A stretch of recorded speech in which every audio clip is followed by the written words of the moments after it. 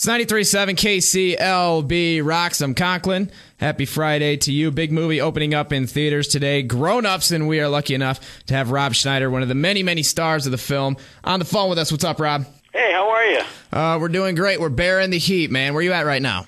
New York City. It's not that much cooler out here either. But it's a wet cool. You guys have a lot of things planned for when the premiere? When you dehydrate and die in your car when it falls apart, it's going to be more comfortable than this kind of death. It's a wet death. It's a humid thing. I know what that's like coming from Michigan. A lot of people don't understand when you go outside and you're automatically sweating. So Michigan gets humid too? Michigan gets humid because of the lake right there, man.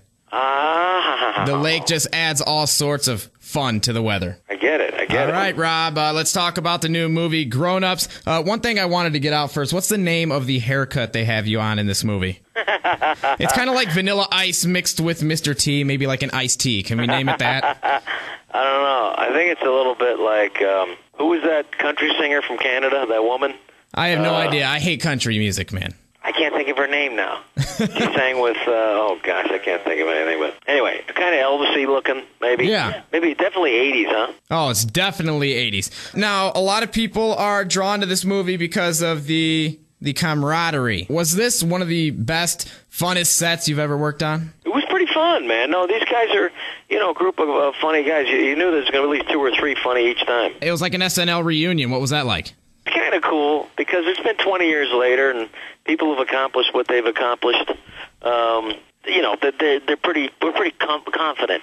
So we weren't like being competitive with each other, So in that sense, it was kind of laid back. But we also want to perform and do good for the Sandman, do funny stuff. So but it wasn't like we were competing with each other. We just wanted to do a good job. Now, if someone would have told you guys back in the early 90s that you guys would be doing feature films and some of the biggest stars in the world, what would you have said to them? I would have said, please.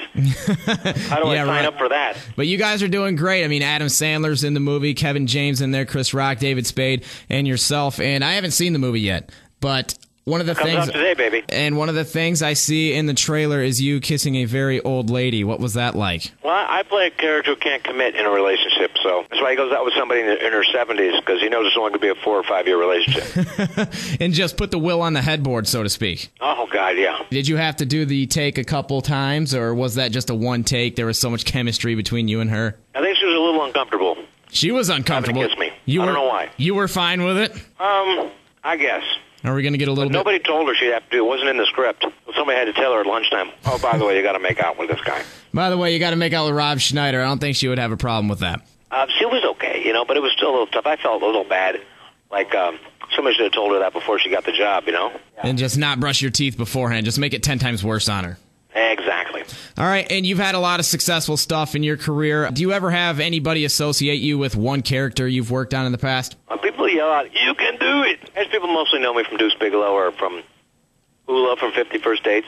Does that get on your nerves at all, people asking you to do stuff from Deuce Bigalow or Ula or anything like that? No, most people are nice, They're pretty nice about it. I don't worry about it too much. Other than the movie stuff, Rob, what are you into nowadays? That's a good question. Trying to educate people to get them off. Forget about keeping kids off drugs. Keep your parents off drugs.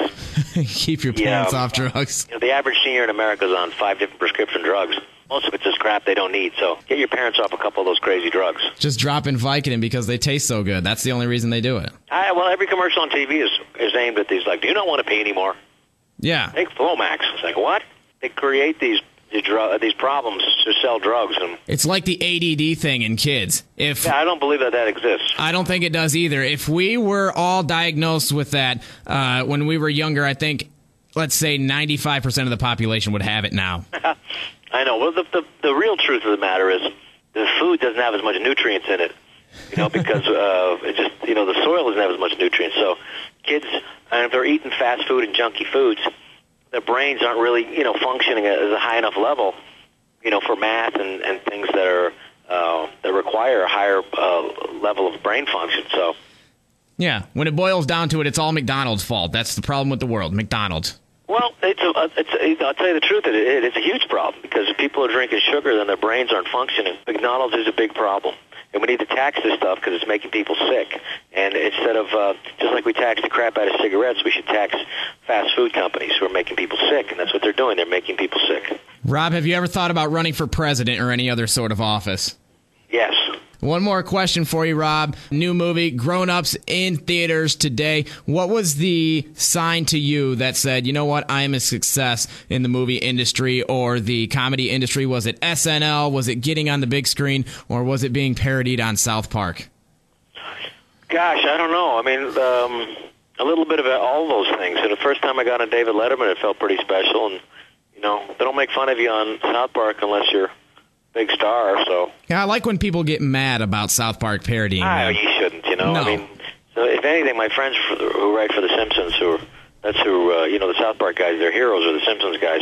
Well, those are my friends with The Simpsons, and those the guys who write for that show, like Ian Maxwell Graham and my buddy Matt Selman is the head writer.